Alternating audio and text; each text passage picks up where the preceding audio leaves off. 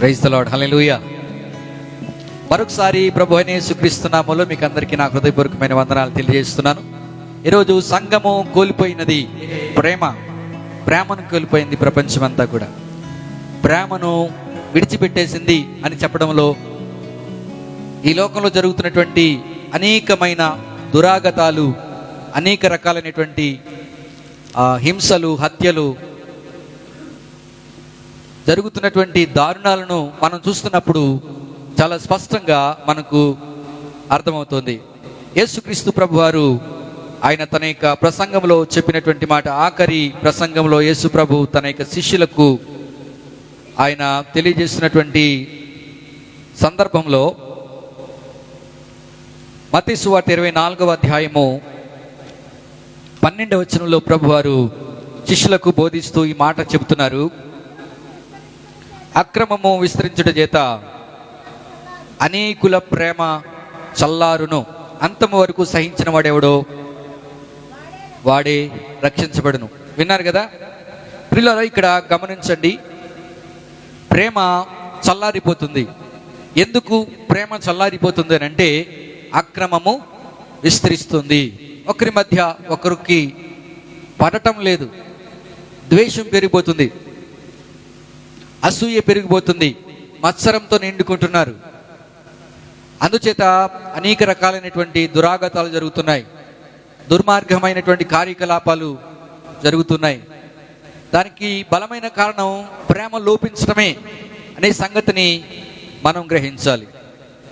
అపోస్తలుడైనటువంటి పౌలు కొరింథీ పట్టణానికి, అంటే 2వ ప్రయాణంలో, తన యొక్క సువార్త పరిచర్య 2వ ప్రయాణంలో కొరింథీని దర్శించారు. ఆ సంఘాన్ని, అక్కడ ఒక సంఘాన్ని స్థాపించారు. కొరింథీ పట్టణము మహాభయంకరమైనటువంటి పట్టణం, సంపన్నమైన పట్టణమే కాదు కానీ ఆ పట్టణము రకరకాల వ్యసనాలతో నిండుకున్నటువంటి పట్టణం. ఆ పట్టణము వ్యాపారపు కేంద్రం అని చెప్పాలి. ఆ పట్టణము బహు దేవతారాధన కలిగినటువంటి పట్టణం. అక్కడకు పౌలు భక్తుడు వెళ్ళి సువార్తను ప్రకటించి అక్కడ సంఘాన్ని స్థాపించినట్లుగా మనము దేవుని వాక్యంలో మనం చూస్తున్నాం. మొదటి కొరింథీ పత్రిక 3వ అధ్యాయము 6వ వచనంలో అపోస్తలుడైన పౌలు ఏమంటున్నాడంటే, నేను నాటితిని, అప్పుల్లో నీళ్లు పోసెను, వృద్ధి కలుగు చేసిన వాడు దేవుడే. చాలండి, ఇక్కడ పౌలు నేను నాటాను అంటున్నాడు. అక్కడ దేవుని వాక్యం అనే విత్తనాల్ని నాటాడు. సంఘము స్థాపించబడింది, సంఘము అక్కడ నిర్మించబడింది. అందుచేతనే పౌలు భక్తుడు నేను నాటితిని అని అంటున్నాడు. 10-11 వచనాలు కూడా మనం చూస్తే, దేవుడు నాకు అనుగ్రహించిన కృప చొప్పున నేను నేర్పరి అయిన శిల్పకారుని వలె పునాది వేసి తిని, మరియొకడు దాని మీద కట్టుచున్నాడు. ప్రతివాడు దాని మీద ఎలాగూ కట్టుచున్నాడో జాగ్రత్తగా చూచుకొనవలెను. వేయబడినది తప్ప మరి యొక్క పునాది ఎవడునో వేయనేరడు. ఈ పునాది యేసుక్రీస్తే. హల్లెలూయా. యేసుక్రీస్తు అనేటువంటి పునాది మీద సంఘాన్ని అపోస్తలుడైనటువంటి పౌలు స్థాపించినట్లుగా మనం ఇక్కడ చూస్తున్నాం. కొరింథీ సంఘ స్థాపకుడు అపోస్తలుడైనటువంటి పౌలు. అన్య జనాంగానికి నేను అపోస్తలుడను అని పౌలు చెప్పినట్లుగా మనం గ్రహించగలుగుతాం. కాబట్టి ఈ అన్య జనాంగానికి సువార్త చెప్పి సంఘాన్ని స్థాపించినట్లుగా మనం చూస్తున్నాం. వారు వివిధమైన సంస్కృతులు, వివిధమైన ఆచారాలు, వివిధమైన దేవతలు, దేవీలు ఉన్నటువంటి ఆ యొక్క సంస్కృతి వాళ్ళకున్నది. అయితే అలాంటి పరిస్థితుల్లో కూడా యేసుక్రీస్తుని అక్కడ నాటినట్లుగా, పునాది వేసినట్లుగా, ఆ క్రీస్తు అనేటువంటి పునాది అక్కడ వేసినట్లుగా మనము ఈ దేవుని వాక్యంలో మనం చూడగలుగుతున్నాం. సుమారుగా 2.5 సంవత్సరాలు అక్కడ పరిచర్య చేసినట్లుగా అపోస్తలుల కార్యముల గ్రంథము 18వ అధ్యాయము 11వ వచనంలో మనం చూసినట్లయితే, అతడు వారి మధ్య దేవుని వాక్యం బోధించుచు 1 సంవత్సరం మీద 6 నెలలు అక్కడ నివసించెను. ఈ కొరింథీ ప్రాంతంలో అపోస్తలుడైనటువంటి పౌలు 1 సంవత్సరం మీద 6 నెలలు అక్కడ పనిచేసి సువార్తను ప్రకటించి, దేవుని వాక్యాన్ని ప్రకటించి అక్కడ అనేక మంది రక్షణకు కారకుడైనట్లుగా మనం చూస్తున్నాం. సంఘము ఆ రీతిగా స్థాపించబడినట్లుగా మనం చూస్తున్నాం. అక్కడ అతడు సొంతముగా డేరాలు కుట్టినట్లుగా కూడా మనం చూస్తాం. 18వ అధ్యాయము 3వ వచనం మనం చూసినట్లయితే, వారు వృత్తికి డేరాలు కుట్టివారు, పౌలు అదే వృత్తి గలవాడు గనుక వారితో కాపురముండెను, వారు కలిసి పని చేయుచుండిరి. అతడు ప్రతి విశ్రాంతి దినమున సమాజ మందిరంలో తరికించుచు యూదులను గ్రీసు దేశస్థులను ఒప్పించుచు ఉండెను. సువార్తను అతడు ఏ విధంగా తీసుకుని వెళ్ళాడో మీరు అక్కడ గమనించండి. కాబట్టి అక్కడ కష్టపడి పనిచేసి డేరాలు వృత్తి చేసి అక్కడ సంపాదించుకున్నటువంటి ఆ సొమ్ముతో ఆహారం తీసుకుంటూ అతడు సువార్తను కష్టపడి పనిచేసి సువార్తను ప్రకటించినట్లుగా మనం చూస్తున్నాం. చాలా మంది కూడా చెబుతూ ఉంటుంటారు, సువార్తను చెప్పేవాళ్ళు, సువార్తకు సమర్పించుకునే వాళ్ళు పూర్తిగా దేవుని మీద ఆధారపడాలి, ఏ పని చేయకూడదు అని చెప్పేసి ఒక సిద్ధాంతాన్ని స్థాపిస్తారు. కానీ పరిస్థితుల దృష్ట్యా ఎవరైనా పని చేసుకోవచ్చు, పని చేసుకుంటూ సువార్తను ప్రకటించవచ్చు. ఏదో ఒకటి స్థాపించేసి ఇదే సరైంది అని చెప్పడానికి వీలేదు. అపోస్తలుడైన పౌలు అంతటా వాడే అక్కడ ఆయన డేరాలు కుట్టినట్లుగా దేవుని వాక్యంలో మనం చూస్తున్నాం. పని చేసుకోవడం తప్పు కాదు, వ్యాపారం చేయడం తప్పు కాదు. ప్రియులారా, వారి యొక్క పోషణ కోసం ఆ విధంగా చేయొచ్చు. ఒకవేళ సువార్త పరిచర్యలో స్థిరపడినట్లయితే ఆ వస్తున్నటువంటి ఆ యొక్క అతనికి పోషణకు సరిపోతున్నట్లయితే అలాంటి వ్యక్తి మరి సువార్త సేవ మీద ఆధారపడవచ్చు. అంతేగాని ఇదే సరైంది, ఇది సరైంది కాదు అని చెప్పడానికి వీలేదు. ఉద్యోగం చేస్తూ కూడా సువార్తను ప్రకటించవచ్చు. మీరు ఏ పనిలో ఉన్నప్పటికీ కూడా సువార్త పరిచర్య చేసినట్లయితే దేవుడు మీకు తగిన ప్రతిఫలము ఇస్తాడు, తగినటువంటి దీవెన అనుగ్రహిస్తాడు అనేటువంటి సత్యాన్ని మనం గ్రహించాలి. మనందరం కూడా సువార్థికులుగా మారాలి, మనందరం కూడా దేవుని సువార్త అయిపోవాలి అనే విషయాన్ని ఈ ఉదయకాల సమయంలో నేను మీకు జ్ఞాపకం చేస్తున్నాను. పౌలు డేవరాలు వృత్తి చేస్తున్నటువంటి వాడు. అతనికి అకుల ప్రిస్కిల అనేటువంటి దంపతులు అతనికి బస ఏర్పాటు చేశారు. వారితో కలిసి అతడు మరి పరిచర్యలో పాల్గొన్నట్లుగా మనం చూస్తున్నాం. ఈ భార్య భర్తలు చాలా ఉత్తమమైనటువంటి వారు, దేవుని పరిచర్య పట్ల వారు సమర్పణ కలిగినటువంటి వారుగా మనం ఇక్కడ చూడగలుగుతున్నాం. అకుల ప్రిస్కిల ఇంటిలో అతడు బస చేసినట్లుగా 18వ అధ్యాయము 1వ వచనంలో వాక్యంలో చూస్తున్నాం. కాబట్టి మనము ఏ విధంగానైనాను సువార్తను ప్రకటించటానికి మనం ప్రయాసపడేటువంటి వారిగా ఉండాలి. ఆ కొరింథీ పట్టణంలో చాలా భయంకరమైనటువంటి దేవతా భక్తి కలిగినటువంటి వారిగా ఉన్నట్లుగా మనం చూడగలుగుతాం. 2వ కొరింథీ పత్రిక 11వ అధ్యాయము 20వ వచనం మనం చూసినట్లయితే, 2వ కొరింథీ పత్రిక 11వ అధ్యాయము 20వ వచనం, ఒకడు మిమ్మను దాస్యమునకు లోపరిచినను, ఒకడు మిమ్మను మృంగివేసినను, ఒకడు మిమ్మను వశపరుచుకునను, ఒకడు తన్ను గొప్ప చేసుకున్నను, ఒకడు ముఖం మీద మిమ్మను కొట్టినను మీరు సహించుచున్నారు. కొరింథీ సంఘానికి మాట తెలియచేయడం మనం చూస్తున్నాం. ఎంత భయంకరమైనటువంటి పరిస్థితులు అక్కడ ఉన్నాయో మనం చూడగలుగుతున్నాం.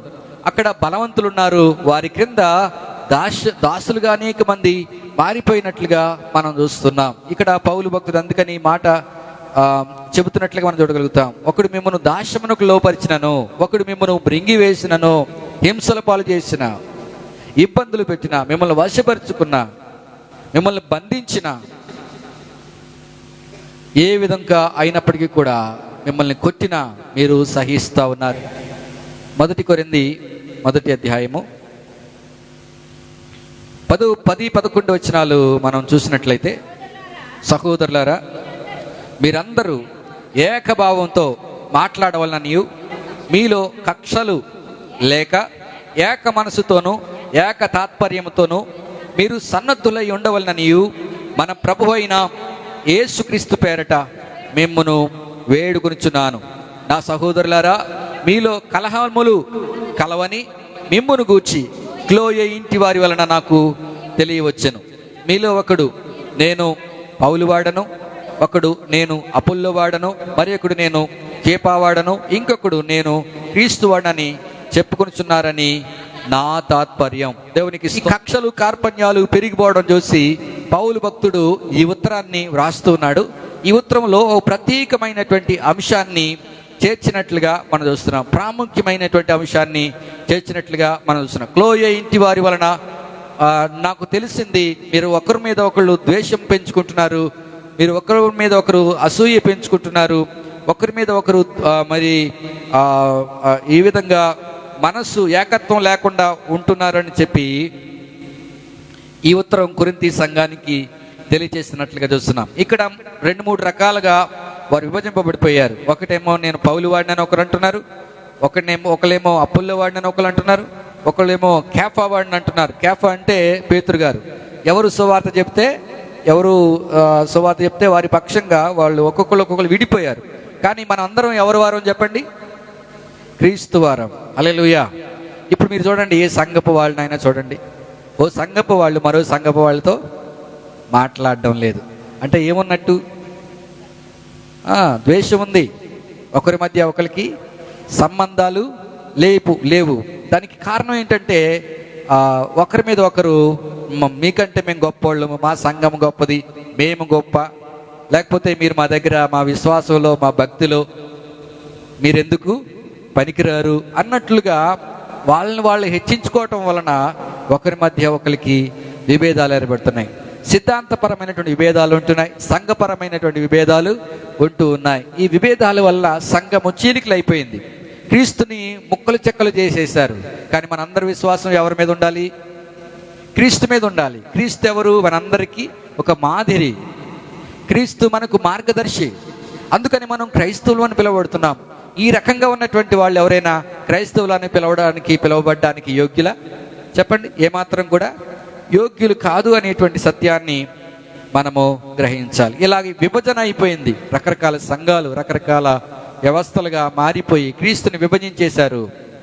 క్రీస్తు మావాడు అని అంటూ వాళ్ళు రకరకాలుగా వారు వేరుబాట్లు అయిపోయినట్లుగా మనం చూస్తున్నాం. తద్వారా ఒకరి మధ్య ఒకరికి ద్వేషం పెరిగిపోయి ప్రేమ చల్లారిపోయినట్లుగా మనము దేవుని యొక్క వాక్యంలో మనము చూడగలుగుతున్నాం. దేవునికి స్తోత్రం కలుగునుగాక. అందుకనే ప్రత్యేకంగా ప్రేమను గూర్చి పౌలు భక్తుడు చాలా స్పష్టంగా చెబుతున్నట్లుగా మనం చూస్తున్నాం. సామెతల గ్రంథము 10వ అధ్యాయం 12వ వచనంలో ప్రేమ దోషములన్నిటినీ కప్పును అని మనం ఇక్కడ చూస్తున్నాం. ఏం చేస్తుందంట ప్రేమ? పగ కలహము రేపును. ప్రేమ దోషములన్నిటినీ, ఎన్ని దోషాలు ఉన్నప్పటికీ కూడా, దోషాలు లేకుండా ఉంటాయా ఎక్కడైనా? ఏమండి, మనమందరం దోషభరితులమే. మనమందరం కూడా ఏదో ఒక టైంలో ఏదో ఒక పొరపాటు చేస్తూనే ఉంటాం. మన నైజం అది. దేవుడు మనకు ఒక నిర్ణయం తీసుకునేటువంటి స్వేచ్ఛను, స్వాతంత్ర్యాన్ని ఇచ్చాడు దేవుడు మనకు. అవును కదా? చెప్పండి. అవునా? ఒక నిర్ణయం తీసుకునే స్వేచ్ఛని ఇచ్చాడు, స్వాతంత్ర్యాన్ని ఇచ్చాడు. మనం మంచిని తీసుకోవచ్చు, చెడును కూడా తీసుకోవచ్చు. దాని మీదే మన జీవిత పరిణామాలు ఆధారపడి ఉన్నాయి. మనం మంచి తీసుకుంటే మనకు మంచి జరుగుతుంది, చెడు తీసుకుంటే మనం చెడులో పడిపోతాం. కాబట్టి చాయిస్ మందే కదండి. బైబిల్ చెప్తుంది కదా, ఎవరు తవ్వుకున్న గోతులో వాళ్లే పడతారు కదా. హామాను తను మొర్దెకై కొరకు ఒక ఉరికంబాన్ని తయారు చేశాడు. అవునా కదా? ఉరికంబాన్ని తయారు చేశాడు. ఏమైంది? అదే ఉరికంబం మీద హామాను ఉరివేయబడ్డాడు. అందుకని ఎవరు తవ్విన గోతులో వాళ్లే పడతారు, చేసుకున్న వానికి చేసుకున్నంతని. కాబట్టి మనం ఆలోచన చేయాలి. మనము దుర్మార్గపు ఆలోచనలు చేస్తే మన జీవితాన్ని అది చుట్టుకుంటుంది, మనల్ని నాశనం చేస్తుంది. కానీ ప్రేమ అంట దోషములన్నిటినీ కప్పుతుంది. అందుకని ప్రేమ కలిగినటకు ప్రయాసపడండి అని ఒక సందేశం మనకు ఇవ్వబడుతుంది. ఈ ప్రేమను గుర్చినటువంటి స్వచ్ఛమైన శ్రేష్టమైనటువంటి సందేశాన్ని అపోస్తలుడైన పౌలు కొరింథీ సంఘానికి తెలియజేశాడు. మొదటి కొరింథీ పత్రిక 13వ అధ్యాయము 4-7 వచనాలు మనము చదివినట్లయితే, ప్రేమ దీర్ఘకాలము సహించును, దయ చూపించును, ప్రేమ మత్సరపడదు, ప్రేమ డంబముగా ప్రవర్తింపదు, అది ఉప్పొంగదు, అమర్యాదగా నడవదు, స్వప్రయోజనము విచారించుకొనదు, త్వరగా కోపపడదు, అపకారమును మనస్సులో ఉంచుకొనదు, దుర్నీతి విషయమై సంతోషపడక సత్యమునందు సంతోషించును, అన్నిటికీ తాళుకొనును, అన్నిటినీ నమ్మును, అన్నిటినీ నిరీక్షించును, అన్నిటినీ ఓర్చును.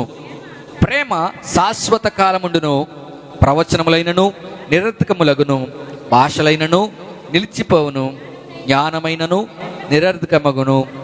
మనము కొంతకాలం మట్టుకు ఎరుగుదుము, కొంత మట్టుకు ప్రవచించుచున్నాము. క్షమించాలి, కొంత మట్టుకు ఎరుగుదుము, కొంత మట్టుకు ప్రవచించుచున్నాము. కానీ పరిపూర్ణమైనది వచ్చినప్పుడు పరిపూర్ణము కానిది నిరర్ధకమగును. దేవునికి స్తోత్రం కలుగును గాక. చాలా జాగ్రత్తగా గమనించండి. ప్రేమను గూర్చి చాలా చక్కగా అపోస్తలుడైన పౌలు వివరిస్తూ ఉన్నాడు. ఇంత చక్కగా ఎవరు కూడా వివరించలేదు. ప్రేమను గురించి అనేక పుస్తకాలు వెలువడ్డాయి, కానీ ఈ కొరింథీ 13వ అధ్యాయంలో ఉన్నటువంటి ఈ శ్రేష్టమైన విషయాలు మరి ఏ గ్రంథకర్త రాసి ఉండలేదు అనే విషయము మనం గ్రహించాలి. మొదటిది ఏమిటనంటే, ప్రేమ దీర్ఘకాలము సహించును అని దేవుని వాక్యంలో చూస్తూ ఉన్నాం. ఈ లోకంలో 3 రకాలుగా ప్రేమ ఉన్నది. ప్రేమని పిలుచుకునేటువంటిది 3 రకాలుగా ఉంది, కానీ ప్రేమ అనేటువంటిది ఒకటే. ఈ భౌతికమైనటువంటి రీతిలో ప్రేమ కలిగినటువంటి వారిని గ్రీకు భాషలో ఎరోస్ అనేటువంటిది ఒకటి ఉంది. ఎరోస్ అనేటువంటి మాటకు అర్థం ఏమిటంటే, అది సెక్షువల్ లవ్ అన్నమాట. అది బాహ్య సంబంధమైన, శరీర సంబంధమైన ప్రేమ. అది అందంగా ఉన్నటువంటి వారిని ఆకర్షించినప్పుడు, ఆ అందంగా ఉన్నటువంటి వారు ఆకర్షింపబడుతున్నప్పుడు, కొంతమంది యవనస్తుల మధ్య ఉండేటువంటి దాన్ని మనం చూస్తాం కదా. అందంగా ఉంటే ఈ అమ్మాయి చాలా బాగుంది, దేవుని ప్రేమించాలి అని అనుకుంటూ ఉంటుంటారు. ఒకవేళ అందహీనంగా అయిపోయిందంటే ఏమండి త్రోసివేస్తారు. అంటే ఈ ప్రేమలో లోపం ఉందా లేదా చెప్పండి? లోపభూయిష్టమైన ప్రేమ. ఒకవేళ ఆ అమ్మాయి అంగీకరించకపోతే, లేకపోతే ఆ అబ్బాయి అంగీకరించకపోతే, ఈ మధ్యకాలంలో రివర్స్ అయిపోతుందండి. ఇప్పుడు గతంలో మొన్నటి వరకు ఒక మాట విన్నాం, అమ్మాయిలు వెంటపడి వేధిస్తూ ఉన్నారు, యాసిడ్ పోస్తున్నారు అని చెప్పేసి. ఈ మధ్యకాలంలో అమ్మాయిలు అంటే అబ్బాయిల మీద యాసిడ్ పోస్తున్నారంట. ఎంత దారుణం అయిపోయిందో చూడండి. విచ్చలవిడి అయిపోయింది చాలా భయంకరంగా. తల్లిదండ్రులు సరిగ్గా అమ్మాయిలను పట్టించుకోవట్లేదేమో, పాకెట్ మనీ బాగా ఇస్తున్నారేమో, అందుచేత వీళ్ళు విచ్చలవిడి జీవితాన్ని జీవించడానికి వాళ్ళు పురుకొల్పబడడం అనేటువంటి చూస్తున్నాం. అన్నిటికీ డబ్బే కారణం అని చెప్పొచ్చు కదండి. ఇంత జలసా చేయడానికి డబ్బే కారణం. వారి శీలాన్ని పోగొట్టుకుంటున్నారు, నైతిక విలువలను పోగొట్టుకుంటూ ఉన్నారు. భయంకరమైనటువంటి భయంకర జీవితానికి అలవాటు పడిపోతున్నారు. శరీర సంబంధమైన కోరికలకు పాల్పడడం మనం చూస్తూ ఉన్నాం. రకరకాల వ్యసనాలకి గురవుతున్నారు. కొకైన్స్, మరి గుట్కా, కాయిని, తంబాకు, స్త్రీలు కూడా సిగరెట్లు, త్రాగుడు, జూదము, ఇలాంటి భయంకరమైనటువంటి వ్యసనాలు స్త్రీలు కూడా అలవాటు పడిపోతున్నారు. మీరు చూడండి, ఇప్పుడు సంక్రాంతి వస్తుంది కదా, మీరు భీమవరం వెళ్ళి చూస్తే ఆడవాళ్ళు కూడా కోడి పుంజులు పట్టుకొచ్చి అక్కడికి పందాలు వేస్తున్నారంట. ఎవరు చెప్పండి? స్త్రీలు. వాళ్ళకి సెక్యూరిటీ. మళ్ళా వాళ్ళు వెళ్ళి కోడి పుంజు పట్టుకెళ్ళి లక్షల మీద బెట్టింగ్స్ కాస్తూ ఉన్నారు. ఏమండి, మేము కూడా పురుషుల కంటే ఏమీ తీసుకోలేదు అని వాళ్ళు బెట్టింగ్ కాస్తున్నారు, వాళ్ళు పేకాట ఆడుతున్నారు. హైదరాబాద్ లాంటి నగరాల్లో లేడీస్ కూడా మరి ఈ పేకాట క్లబ్లు కూడా ఉన్నాయంట. ఎంత భయంకరమో మీరు చూడండి. ఇంత భయంకరంగా ప్రపంచం మారిపోవడం మనం చూస్తున్నాం. ఇది ఎరోస్ అంటే సెక్సువల్ లవ్ అనమాట. ఇది సరైనటువంటి ప్రేమ కాదు. ఒకళ్ళు ప్రేమించకపోతే చంపేయడము, యాసిడ్ పోయడం ఇలాంటివి జరుగుతుండడం. కాబట్టి దీన్ని మనం ప్రేమ అని పిలవడానికి ఏమాత్రం కూడా వీల్లేదు. దీన్ని ఏమంటామంటే శరీర కోరిక, లేకపోతే వ్యామోహము అని చెప్పొచ్చు కదండి. అది భౌతికమైనటువంటి వ్యామోహం అని చెప్పొచ్చు, కానీ ప్రేమని మాత్రము చెప్పడానికి వీలు లేదు. రెండవది ఏంటంటే ఫిలియో అనేటువంటి మాట. ఈ ఫిలియో అనేటువంటి మాటకు మనం గమనించినట్లయితే భౌతికమైన, కొంతమంది మనలను ప్రేమిస్తే మనం తిరిగి ప్రేమిస్తాం, మనల్ని గౌరవిస్తే తిరిగి గౌరవిస్తాం. ఇది లోపభూయిష్టమైందా కాదా చెప్పండి? తల్లిదండ్రులకి ఈ ప్రేమ వర్తిస్తుంది. ఇది కూడా లోపభూయిష్టమైందే. ఈ మధ్యకాలంలో తల్లిదండ్రులు కూడా పిల్లలకి శత్రువులు అయిపోయారు. వాళ్ళ కార్యకలాపాలకు అడ్డొస్తున్నారండి, పిల్లల్ని కూడా చంపేస్తున్నారు. కాబట్టి ఇది లోపభయిష్టమైందా కాదా చెప్పండి? నిజమైన ప్రేమ కాదు, నిజమైన ప్రేమ కాదు. ఇదొక భౌతికమైన ఆకర్షణ, కేవలం ఇష్టపడడం, లేకపోతే కష్టమైతే తిరిగి మరలా వెనక్కి తీసుకోవడం, ఇది లోపభూయిష్టమైనటువంటిది అనే విషయాన్ని మనం గమనించాలి. ఇంకొకటి ఉంది, అదేంటంటే అగాపే. ఈ గ్రీకు భాషలో అగాపే అనేటువంటి మాటను మనం చూస్తున్నాం. కాబట్టి ఈ అగాపే ఇది క్రీస్తుకు సంబంధించింది, లేక దేవునికి సంబంధించింది, దైవిక ప్రేమ అని మనం చెప్పవచ్చు. దేవునికి స్తోత్రం కలుగును గాక. రోమీలకు రాసిన పత్రిక 5వ అధ్యాయము 8వ వచనం మనం చూసినట్లయితే, అయితే దేవుడు మన ఎడల తన ప్రేమను వెల్లడిపరిచి ఉన్నాడు. ఎట్లనగా మనమింకను పాపులమై ఉండగానే క్రీస్తు మన కొరకు చనిపోయాను. ఇక్కడ గమనించండి, ఇక్కడ అగాపే అనే మాటను మనం చూస్తాం. దేవుడు మన ఎడల తన ప్రేమను వెల్లడిపరిచాడు. తన ప్రేమను ఎలా వెల్లడిపరిచాడు? మనం యోగ్యులమనా, మంచివాళ్ళమనా, నీతిమంతులమనా, పరిశుద్ధులమనా, దేన్ని చూచి మనలను దేవుడు ప్రేమించాడు? తన ప్రేమను ఎలా వెల్లడిపరిచాడు అని అంటే, మనం ఇంకా పాపులమగా ఉండగానే, మనం ఇంకనూ పాపులమై ఉండగా. దేవుడు మంచి వాళ్లను ప్రేమించడం కాదు. ఈ లోకంలో మన భారతీయ సంబంధమైన మతంలో ఒక సిద్ధాంతం ఉంది. ఆ సిద్ధాంతం ఏంటంటే, దేవుడంట మంచి వాళ్ళని రక్షించడానికి, నీతిమంతులను రక్షించడానికి, మంచి వాళ్ళని రక్షించడానికి, దుష్టులను శిక్షించడానికి అప్పుడప్పుడు అవతారం ఎత్తుతూ ఉంటాడంట. దేవునికి స్తోత్రం కలుగును గాక. మంచి వాళ్ళని రక్షించడానికి దేవుడు అవతారం ఎత్తితే, మీరు గమనించండి, మంచి వాళ్ళు ఎవరున్నారు? ఎవరైనా ఉన్నారా ఈ ప్రపంచంలో? మంచి వాళ్ళే లేనప్పుడు ఇంకెవరిని రక్షిస్తాడు చెప్పండి? దేవుడు వచ్చి మంచి వాళ్ళు లేనప్పుడు ఇంకెవరిని రక్షిస్తాడు? అందుచేత మనం గమనించాలి, యేసు ప్రభు ఏమంటారంటే, రోగులకు వైద్యుడు అవసరం కానీ ఆరోగ్యవంతులకు అవసరం లేదు కదా. నేను పాపులను పిలువ వచ్చి తిని, నీతిమంతులను పిలువ రాలేదు అని అంటాడు ఆయన. పాపులను పిలువ వచ్చి తిని.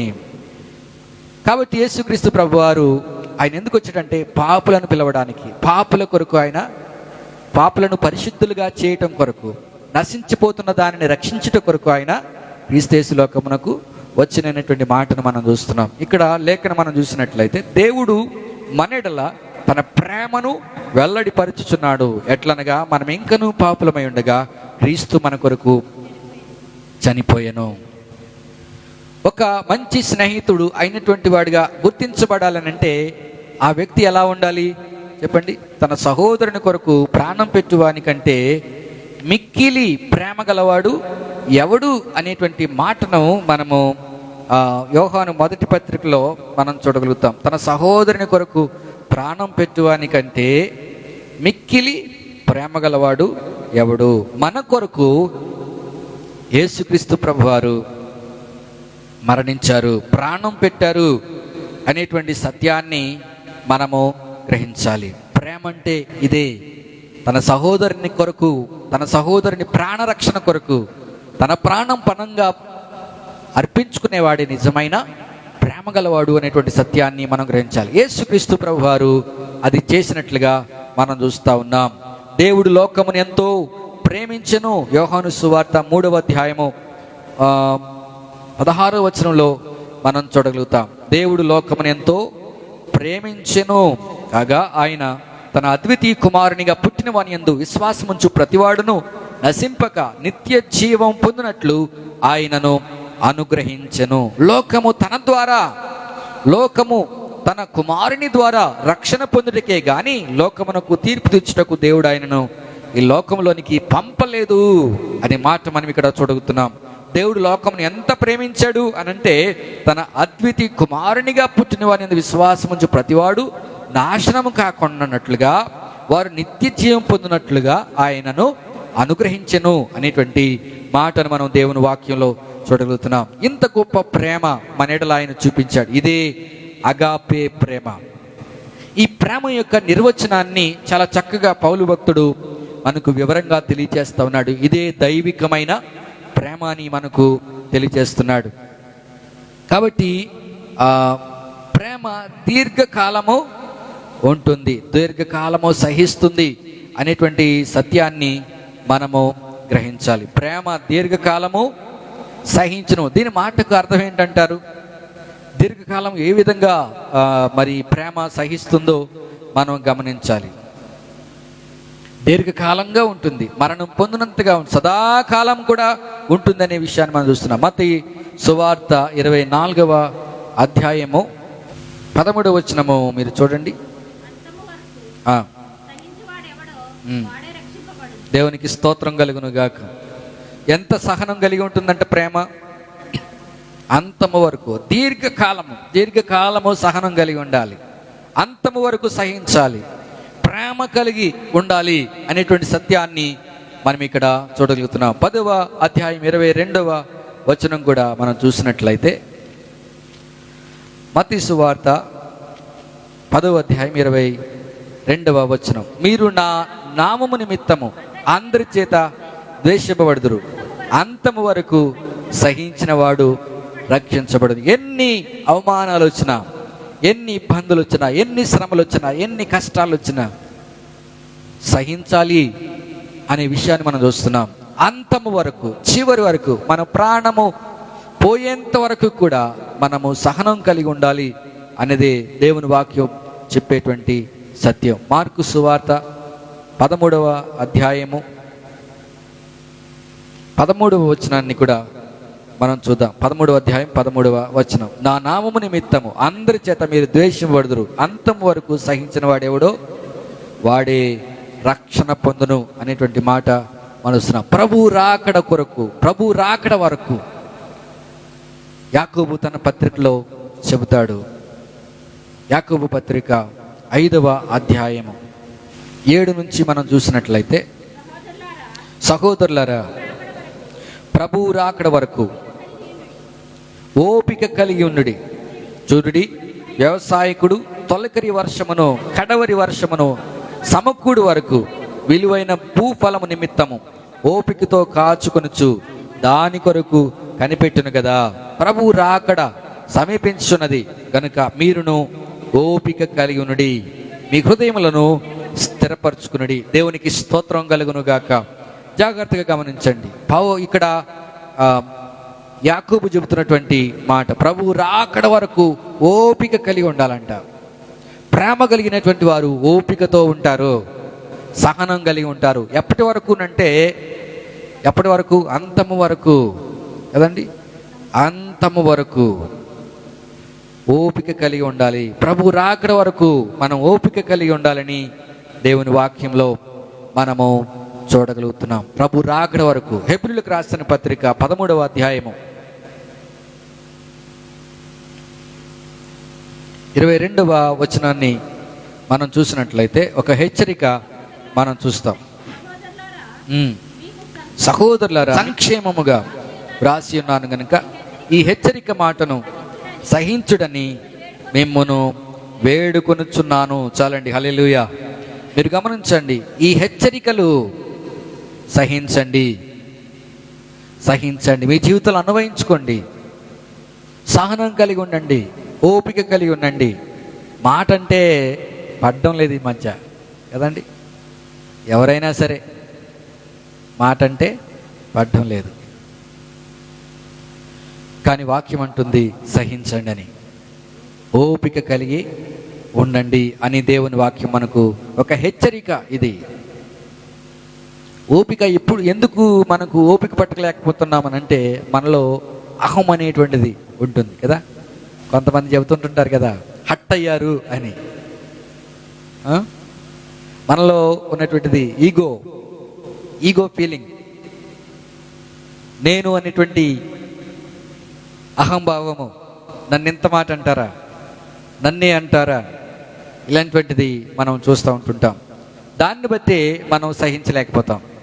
మనలో ఎప్పుడైతే మనల్ని మనం గొప్ప చేసుకోవడానికి ప్రయత్నం చేస్తామో, నేను గొప్ప అని భావిస్తామో, అప్పుడే అహంకారం మనలో చోటు చేసుకుంటుంది. అందుచేత మనం సహించలేము.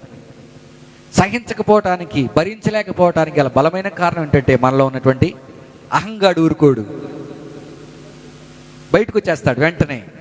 ఏదో ఒకటి చేసేస్తాడు, గందరగోళం చేసేస్తాడు. ఎంతమందినైనా సరే ఎన్ని తిట్టాలో అన్ని తిట్టిచ్చేస్తాడు. కాబట్టి మనం సహనం కలిగి ఉండాలి. ప్రేమ కలిగినటువంటి వారు సహిస్తారు. ఎంతకాలం సహిస్తారు ఏమండి? అంతవరకు, చనిపోయేంత వరకు సహనము కలిగి ఉండాలి. సహనం అంట గొప్ప ద్రోహకార్యాలు జరగకుండా చేస్తుందంట. ప్రసంగినటువంటి సొలొమోను అంటాడు, నువ్వు ఎవరి దగ్గర ఉద్యోగం చేస్తూ ఉంటుంటే, ఎవరి దగ్గర ఏమైనా చేస్తూ ఉంటుంటే నీ యజమాని నీ మీద కోప్పడినట్లయితే నీవు నీ ఉద్యోగం నుంచి వెళ్ళిపోవద్దు. ప్రసంగి 10వ అధ్యాయము 4వ వచనం. ఏలువాడు నీ మీద కోపపడిన ఎడల నీ ఉద్యోగం నుండి తొలగిపోకము. ఓర్పు గొప్ప ద్రోహకార్యాలు జరగకుండా చేయును. విన్నారా? కొంచెం ఓపిక పట్టాలి, కొంచెం సహనం కలిగి ఉండాలి.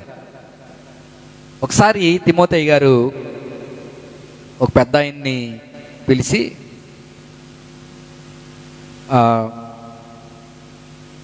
బయట సైకిల్ ఉంది, సైకిల్ని శుభ్రంగా తొడవాలి అని చెప్పారు ఆయన. పక్కన నేనున్నాను. ఆయనకంటే చిన్నోడిని కదా, నాకు చెప్పొచ్చు కదా. నా ఎంక చూశాడు ఆయన. పక్కన ఉన్నవాడికి చెప్పొచ్చు కదా, నేను పెద్దోడిని కదా, నాకు చెప్పాడేంటి నా అనుకున్నాడు. అక్కడ పిల్లలు ఆడుకుంటున్నారు. పిల్లలు ఎంక చూశాడు. హాస్టల్ పిల్లలు, చిల్డ్రన్ హోమ్ పిల్లలు. వాళ్ళకి చెప్పొచ్చు కదా సైకిల్ తోడమని, నాకు చెప్పేదేంటి నా అనుకున్నాడు. కాస్త ఆలోచించి వెళ్ళి, ఆయన పెద్ద అని చెప్పాడు కదా తొడమని సైకిల్ అని చెప్పేసి వెళ్ళి తుడిచేశాడు. సైకిల్ శుభ్రంగా తుడిచిన తర్వాత మళ్ళీ లోపలికి వచ్చాడు. అయ్యగారు అడిగారు, సైకిల్ తుడిచావా శుభ్రంగా అని అడిగారు. తుడిచాను అయ్యగారు అని చెప్పాడు ఆయన. మీ ఇంటికి తీసుకెళ్ళి వాడుకో అన్నారు. దేవునికి స్తోత్రం, హల్లెలూయా. ఒకవేళ కనుక ఆ సైకిల్ని నేను దొడవను అన్నా, లేకపోతే ఏ పక్క వాళ్ళని పిలిచి తుడిపించినా ఆ సైకిల్ ఆయనకు దక్కేది కదా రోజు. దేవునికి స్తోత్రం కలుగును గాక. అవును కదా చెప్పండి. మనం సహనము చూపాలి. సహనం చూపడం వలన అది మనకు మేలే కానీ కీడైతే కాదు అనే విషయాన్ని మనం గమనించాలి. మన జీవితాల్లో ఇలాంటి అనుభవాలు ఎన్నో ఉండుండొచ్చు. మీ జీవితాల్లో కూడా మనం సహించాలి. సహించిన వారు ధన్యులు అనుకొనిచున్నాము కదా అని వాక్యంలో మనం చూస్తాం. సహించిన వారు ధన్యులట. యాకోబు పత్రిక 5వ అధ్యాయము 11వ వచనం. సహించిన వారిని ధన్యులు అనుకొనిచున్నాము కదా, మీరు యోబు యొక్క సహనమును గూర్చి వింటిరి. ఆయన ఎంతో జాలి కనికరం గలవాడని మీరు తెలుసుకొని ఉన్నారు. హల్లెలూయా. సహించిన వారు ధన్యులు అని చెప్పి పరిశుద్ధాత్మ దేవుడు యోబును గుర్తు చేస్తున్నాడు. యోబు యొక్క సహనమును గూర్చి వింటిరి. ఎవరు సహనం? యోబు. ఎంత సహనం? ఎంత సహనం అండి? మనకి ఎవరికైనా ఉందా యోబుకున్నంత సహనం? రాత్రి పగళ్ళు బాధ, నిద్ర లేదు, వేదన, కన్నీరు, ఇబ్బంది. ఆ వేదన భరించలేకపోయాడు. ఎంత భరించలేకపోయాడు అని అంటే చివరాగారికి తనకు పుట్టినరోజును కూడా శపించాడు. కానీ దేవుణ్ణి మాత్రమో దూషించలేదు. ఒక్క మాట కూడా దేవుణ్ణి ఒక్క మాట కూడా అనలేదు. పన్నెత్తి మాట అంటారు చూసారా, ఒక్క మాట కూడా అనలేదు. దేవుణ్ణి దూషించమని సహనం కోల్పోయిన అతని భార్య చెప్పింది. ఇంకా దేవుడా దేవుడు అంటావేంటి? ఏ దేవుడు ఏం చేశాడు నీకు? దేవుడు నీకు అన్యాయం చేయలేదా? నీ కుటుంబాన్ని నాశనం చేయలేదా? నీ ఆస్తిని నాశనం చేయలేదా? నీ ఆరోగ్యాన్ని నాశనం చేయలేదా? ఇంకా దేవుడా దేవుడు అంటావు ఎందుకు? దేవుణ్ణి దూషించి చావరాదు ఎందుకు? ఆ బతుకే కంటే చస్తే బెటర్ కదా. అస్థపంజరం మిగిలింది, నీకు ఒంట్లో ఏముంది? ఇంకా నీ శరీరం అంతా పాడైపోయింది, కుళ్ళు వాసన కొడుతుంది. ఇంకా దేవుణ్ణి ఎందుకు కనపరుస్తావు? ఇంకా దేవుణ్ణి ఎందుకు స్తుతిస్తావు అని అంటూ ఉంటుంటే మూర్ఖురాలు మాట్లాడినట్లు మాట్లాడతావేమి? ఏమంటే మనము దేవుని వలన మేలు మాత్రమే అనుభవించాలా, కీడు అనుభవింప తగదా. అందుకని ఇక్కడ యోబుని గుర్తు చేస్తున్నాడు. యోబు యొక్క సహనమును గురించి వింటిరి. అక్కడ ఫుల్ స్టాప్ పెట్టబడింది. తర్వాత దేవుని గురించి మాట్లాడుతున్నాడు యాకోబు. దేవుడి గురించి ఏమంటున్నాడు? ఆయన ఎంతో, అంటే దేవుడు ఎంతో జాలి కలిగిన వాడు, కనికరం కలిగిన వాడు అని మీరు తెలుసుకోవాలి. యోబు ద్వారా యోబు అంత కలవరపడినా, ఎంత ఇబ్బంది పడినా, ఎంత శ్రమల కొలిమిలో కొట్టిమిట్టాడినా చివరికి దేవుడు తన పూర్వస్థితిని దేవుడు యోబుకి ఇచ్చాడు. రెండంతల ఆశీర్వాదాన్ని ఇచ్చాడు. హల్లెలూయా. గొప్ప చేయబడ్డాడు, హెచ్చించబడ్డాడు. నువ్వు తగ్గించుకుంటే దేవుడిని తీసుకెళ్ళి ఎక్కడో పెట్టేస్తాడు. హల్లెలూయా. చెప్పలేమండి. మన జీవితాలని దేవుని చేతిలో పెట్టాలి. అప్పుడు దేవుడు మనల్ని గొప్ప చేస్తాడు అనేటువంటి విషయాన్ని నేను మీకు జ్ఞాపకం చేస్తాను.